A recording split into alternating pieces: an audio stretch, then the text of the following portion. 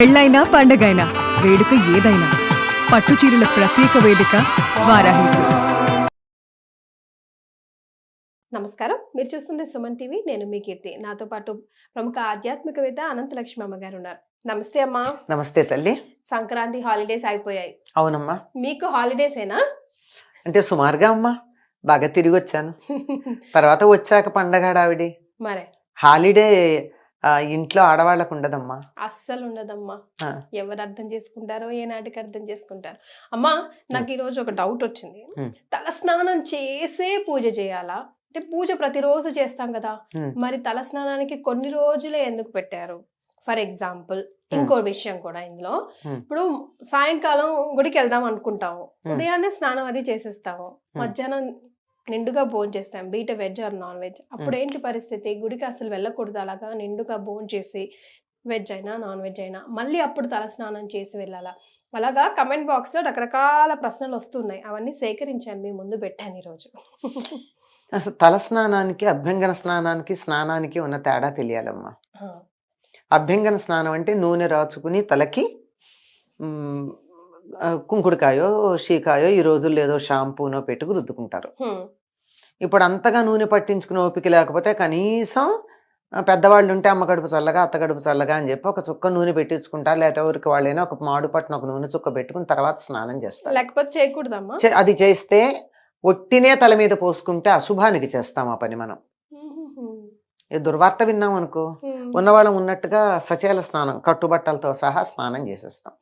అంటే ఒకవేళ బట్టలతో చేయకపోయినా కనీసం స్నానం చేసి బట్టలన్నీ అక్కడ తడిపి అక్కడ పెట్టి మరీ స్నానం చేస్తాం, అంతే కదా. అంటే అది సెంటిమెంట్, దాని వెనకాల ఏమైనా ఉందా అమ్మా? ఉందమ్మా, లేనిది మన సెంటిమెంట్లు అన్నీ కూడా వెనకాల సైంటిఫిక్ రీజనింగ్ ఉన్నవే అన్నమాట. అలాగే కొన్ని ఇంట్లో పితృకార్యాలు చేస్తారు, తద్దినాలు అవి పెడతారు. అలా పెట్టేటప్పుడు ఏం చేస్తారు? తలస్నానమే చేస్తారు, తలంటి పోసుకోరు. నిన్న కనుమ నాడు కూడా అందరూ తలస్నానమే చేస్తారు, భోగినాడు తలంటి పోసుకుంటారు. రెండుకి తేడా ఉంది చూసారా? భోగినాడు పోసుకునేదే తలంటి, అభ్యంగన స్నానం. కనుమ నాడు చేసేటటువంటిది మామూలు తలస్నానం. ఈ రెండిటికి తేడా తెలియాలి. ఇది తెలియక తలస్నానం చేయాలంటే ఎందుకు చేయాలి? చెయ్యక్కర్లేదు, నిత్యం చేయక్కర్లా. ఆడవాళ్ళు అసలు చేయక్కర్లా, మగవాళ్ళు చెయ్యాలి. ఇప్పుడు మీరు తలస్నానం చేసి పూజ చెయ్యాలని ఒక మాట అడిగారు. ఎవరు చెయ్యాలి పూజ? ఆడవాళ్ళ మగవాళ్ళ? మగవాళ్ళు. కానీ వాళ్ళు చేయరు కదా. అదే కదా, వాళ్ళు చెయ్యను కనుక ఏం చేస్తున్నారు? పిల్లలకు అలవాటు పోతుంది, ఇంట్లో దేవుడికి ఎవరో ఒకళ్ళు చేయడం అసలు మానేయటం కన్నా నయమే కదా, ఎవరో ఒకళ్ళు చేయడం అని చెప్పి ఆడవాళ్ళు చేస్తున్నారు. ఆడవాళ్ళు చేయడం తప్పేం లేదు, ఆడవాళ్ళు చేస్తే దాని ఫలితం ఎవరికి వస్తుంది? వాళ్ళకే వస్తుంది. మగవాళ్ళు చేస్తే కుటుంబం మొత్తానికి వస్తుంది. పాపం ఆడవాళ్ళు చేసింది మగవాళ్ళకి వెళ్ళదమ్మా. అందుకోసం ఏం చేస్తారు వీళ్ళు? వ్రతాలు చేసి ఆ వ్రతం యొక్క ఫలంగా నా భర్త కలకాలం బతికుండాలి అని ప్రత్యేకంగా కోరుకుంటున్నారు. మరి ఒకళ్ళు అడిగారు, మరి మగవాళ్ళు ఎవరు ఆడవాళ్ళకి మేలు కలగాలని వ్రతాలు చేయరు అంటే, అసలు వాళ్ళు పూజ చేస్తే కుటుంబానికి అంతా వస్తుంది కదా, ప్రత్యేకం చేయడం దేనికి? ఆడవాళ్ళు చేస్తున్నారు గనక అయ్యో నా భర్త చేసే పూజ వల్ల నాకేదో మేలు జరుగుతోంది అందరికీను, నేను నా భర్తగా ఏం చేయలేకపోతున్నానే అని తపన పడి వ్రతాలు చేసి 5వ తనం కావాలని కోరుకుంటున్నారు. అంటే భర్త ఎక్కువ కాలం బతకాలని. అదమ్మా విషయం. ఈ లాజిక్ అర్థం కాక చాలా పూజల విషయంలో కూడా ఆడవాళ్ళు మగవాళ్ళు అని రకరకాల మాటలు మాట్లాడతాం మనం. కనుక మగవాళ్లే గనక పూజ చేసేటైతే అసలు మగవాళ్ళు నిత్యం తలస్నానం చేయాలని చెప్పారు. అభ్యంగన స్నానం అప్పుడప్పుడు చేసినా నిత్యం తల మీద నీళ్లు పోసుకోవాలి మగవాళ్ళు. అట్లాంటప్పుడు అసలు తలస్నానం చేసి పూజ చేయాలా అన్న ప్రసక్తే లేదు, తప్పనిసరిగా స్నానం చేస్తారు. ఆడవాళ్లే చెయ్యాలంటే కూడా తలస్నానం చేసి పూజ చెయ్యాలన్న నియమం లేదమ్మా. ఒక్క ముత్తైదువులకి కంఠస్నానం చాలు. అంటే భర్త బతికున్నటువంటి స్త్రీలు కంఠస్నానం చేస్తే సరిపోతుంది. కంఠస్నానం అంటే మనం మామూలుగా చేసేది. అందులో భాగంగా మొహం కడుక్కోకుండా అయితే చెయ్యం గాని తల మీద పోసుకోవాల్సిన పని లేదు అని ఉద్దేశం. దానికి ప్రత్యేకంగా వాళ్ళు చేసేది మాత్రం అభ్యంగన స్నానం చేయాలి. తలకు నూనె రాచుకుని అప్పుడు తలంటూ స్నానం చేయాలి. తల అంటటం అంటే అది కూడా శనివారం బుధవారం ఏవో లెక్కలు చెప్పారు మన వాళ్ళు. సోమవారం అంత మాత్రమే చెయ్యాలి, ఆదివారం అస్సలు చేయకూడదు ఎవరును, ఇలాంటి మాటలు. కనుక ఇప్పుడు అర్థమయ్యింది కదమ్మా. ఉమ్. రోజు ఆడవాళ్ళు పూజ చేసేటైతే తల స్నానం చెయ్యాలా? చెయ్యక్కర్లేదు. చెయ్యనక్కర్లేదు. క్లారిటీ వచ్చిందా? ఎస్. అంతే, అంతకన్నా ఇంకేం లేదు. మగవాళ్ళు ఎలాగూ చెయ్యాలి గనక వాళ్ళు తప్పనిసరిగా స్నానం చేస్తారు, తల స్నానం చేసి పూజ చేస్తారు. వాళ్ళు చేయని పరిస్థితుల్లో అది లేదు ఇది లేదు, తల స్నానం లేదు, పూజ లేదు. ఏదీ లేని వాళ్ళ గురించి ఏం మాట్లాడతాం? మరి ఏదన్నా చేస్తే దాంట్లో మంచి చెడు తప్పు ఒప్పు చెప్తాం. అసలు ఏం చేయని వాడికి చెప్పేదే ఉంది, అదే సరిపోతుంది. ఎస్. ఎట్లా ఉంది. ఇంకా మీరు మధ్యాహ్నం సాయంకాలం పూజకి అన్నారు. సాయంకాలం పూజకి గుడికి వెళ్ళినప్పుడు హాయిగా కడుపు నిండా భోజనం చేసి పెడితే వెళ్ళొచ్చమ్మా, అందులో అనుమానం ఏం లేదు. కానీ మాంసాహారం తింటే అని అడిగారే, ఆ అడగడంలోనే తెలుస్తోంది కదా డౌట్ ఉందని. డౌట్ ఉందా? డౌట్ లేకపోతే ఎందుకు అడుగుతారు? అంటే ఇప్పుడు అమ్మవారి ఆలయానికి పర్వాలేదు అక్కడ నడుస్తుంది అని వెళ్ళిపోతూ ఉంటారు కొంతమంది, తిని తాగి పోలమ్మ పోచమ్మ హ్యాపీగా. అమ్మవారి కదా, గ్రామ దేవతలకి నిజంగా ఆహార నియమం లేదు, కానీ వాళ్ళ దగ్గరికి తలస్నానం చాలా అవసరం. మీరు చూస్తారు కదా, గ్రామ దేవతల గుడికి వెళ్లే వాళ్ళంతా తలస్నానం చేసి పెడుతూ ఉంటారా లేదా? మాక్సిమం పెడతారు కదా, అదో పద్ధతి అనుకుంటారు. ఈ తిని తాగి అన్నది వాళ్ళ ఇష్టం అమ్మా, దానికి మనం చెప్పగలిగింది ఏం లేదు. వాళ్ళని మా ఇష్టం అని చేసేటటువంటి వాళ్ళకి సమాధానం లేదు. చేయొచ్చా చేయకూడదా అని అడిగిన వాళ్ళకి మాత్రమే సమాధానాలు ఉంటాయి. కానీ మా ఇష్టం వచ్చినట్టు చేస్తాను, చెయ్యొచ్చా అని అడిగితే మా ఇష్టం వచ్చినట్టు చేస్తామని నాకు చెయ్యొచ్చా ఎందుకు, నీ ఇష్టం వచ్చినట్టు చేసేసుకో. నువ్వు చేసే పనులకి మా ఆమోద ముద్ర అక్కర్లేదు. అది మంచి అయినా చెడైనా, మంచి చేసినా అక్కర్లేదు నువ్వు చేస్తున్నప్పుడు, చెడు చేసినా అంతకంటే అక్కర్లేదు. కానీ దేవాలయానికి వెళ్ళేటప్పుడు మాత్రం ఒకప్పుడు తప్పనిసరిగా పరగడుపున వెళ్ళమని చెప్పేవాళ్ళు. పరగడుపు అంటే ఏం తినకుండా వెళ్ళమని. కానీ ఇప్పుడు అది ఎవరు పాటిస్తున్నారు?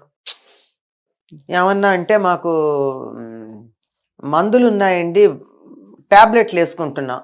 నాకు ఆశ్చర్యకరమైన విషయం ఏమిటంటే థైరాయిడ్కి మందులు వేసుకుని మేము టాబ్లెట్ వేసుకున్నాం కనుక బ్రేక్ఫాస్ట్ చేయాలండి అని చెప్తున్నారు. థైరాయిడ్ పరగడుపున వేసుకోవాలి, దానికి తినాలని నియమం లేదు.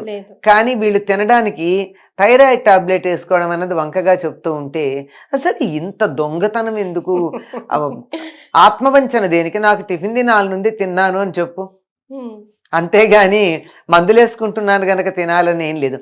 బీపీ టాబ్లెట్లకు కూడా అక్కర్లేదు, కొంచెం తినాలి కదమ్మా.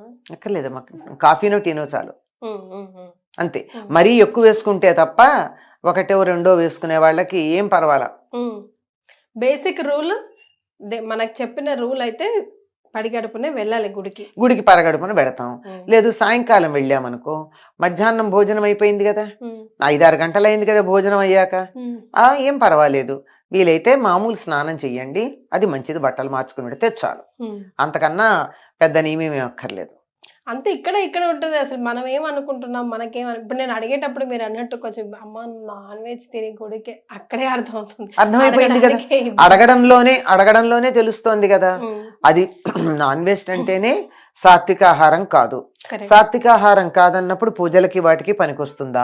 కానీ గ్రామ దేవతలకు ఇస్తాం గనక అంటే ఇస్తాం సరే. ఇప్పుడు నేను ఇంట్లో మామూలుగా కూడా పండు దేవుడికి నైవేద్యం పెడతా కదా అని చెప్పి స్నానం చేయకుండా పాచిబట్టలతో దేవుడికి పండు నైవేద్యం పెడతానా? పండే, కానీ స్నానం చేయకుండా పెట్టను కదా. మరి అట్లాంటప్పుడు అక్కడ నాన్ వెజిటేరియన్ తిని వెళ్ళడం అనేది అమ్మవారికి పెడతాం కదా మేము తింటాము అన్న దానికి ఎలా అన్వయం ఆలోచించండి. తాము చేసే పనిని సమర్థించుకోవడం కోసం రకరకాల లాజిక్స్ వస్తాయమ్మా. ఆ లాజిక్ పక్కన పెట్టి నేను చేసే పని సమర్థించుకోవటం లేదు, తప్ప ఒప్ప అని ఎవరికి వాళ్ళ మనసు ప్రశాంతంగా ఆలోచిస్తే వాళ్ళకే తెలుస్తుంది. ఎందుకు దొరకదు? ఇప్పుడు అడిగేటప్పుడే, ఇప్పుడు మామూలుగా నేను పప్పన్నం తిని గుడికి వెళ్ళొచ్చా అని ఎవరు ఎందుకు అడగరు? నాన్ వెజిటేరియన్ తిని వెళ్ళొచ్చా అని ఎందుకు అడుగుతున్నారు? అంటే అక్కడ ఏదో తప్పు అని తెలుస్తోంది. అందువల్ల నేను తప్పు చేస్తాను, నువ్వు ఆమోదించు, దీనివల్ల వచ్చే పాపం ఏదన్నా ఉంటే నీకు వస్తుంది, నేను హాయిగా పుణ్యం తీసుకుంటానని చెప్పేటటువంటి పద్ధతి. చాలా విషయాలు వీలైతే తినకుండా ఉండడం చాలా మంచిదమ్మా. అనుకోకుండా తినడం జరిగిపోయింది, అనుకోకుండా గుడికి వెళ్ళే అవకాశం దొరికింది, అలా ఉంటాయి కదా పరిస్థితులు. మరీ ప్రతిదాన్ని అలా స్ట్రిక్ట్ గా పట్టుకుని రూల్స్ యంత్రాలం కాదు కదా. అట్లాంటి సందర్భంలో స్నానం చేసి వెళ్ళాలి.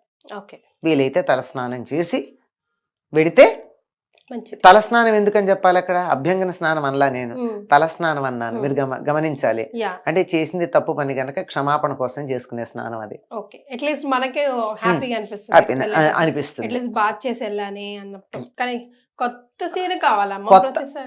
ప్రతిసారి Wash. అక్కర్లేదమ్మా. ఉమ్, మనం మామూలుగా ఉతికి ఆరేసుకున్న చీరతో మనం పూజ చేసుకోవడము అన్నీ చేస్తాం. ఉమ్, పట్టు చీర కట్టుకున్నాం, పట్టు చీరతో గుడికి వెళ్ళాం, ఉమ్, అనిపిస్తుంది కదా ఇంట్లో ఉన్న పాత చీర కాకుండా పట్టు చీర కట్టుకోవాలని. yes. ఆ పట్టు చీర గుడికి వెళ్ళినా పూజ చేయాలన్నా దాంతో భోజనం చేయకుండా ఉన్నంత కాలం అది పనికొస్తుంది. Oh. ఒక్కసారి మీరు భోజనం చేశారంటే అది మళ్ళీ మనకి పూజకి పనికిరాదు. దీని వెనకాల లాజిక్ ఏముందమ్మా? తెలియదు.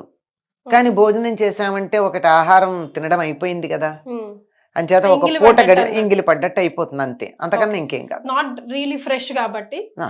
మనం సాధారణంగా నాకు తెలిసి ఎవ్వరూ కూడా పట్టు చీరలు అవి కట్టుకుని కాలకృత్యాలకు వెళ్ళరు, ఉమ్, మార్చుకుని ఎడతారు. ఉమ్, అందువల్ల వాటికి దోషం లేదు. వాటితో కానీ కాలకృత్యాలకు పెడితే ఉతకందే పనికిరాదు. oh, yes. అది కొత్త వాటి విషయంలో. కొత్త వాటి. పాతవైతే నేను నిన్న కట్టుకున్నాలే చాకలు తెచ్చింది మళ్ళీ ఇవాళ కట్టుకుంటానంటే కుదరదు. సో ఇలాంటి రూల్స్ కొన్ని పాటించి సింపుల్ అమ్మా. వాటి వెనకాల హైజీన్, అంతే. హైజీన్తో పాటుగా క్యారీ అవుట్ అయ్యే నెగిటివిటీ, ఉమ్, ఈ రెండింటిని దూరం పెట్టడం అంతే, అంతకన్నా అంతే. వేరే. Yes.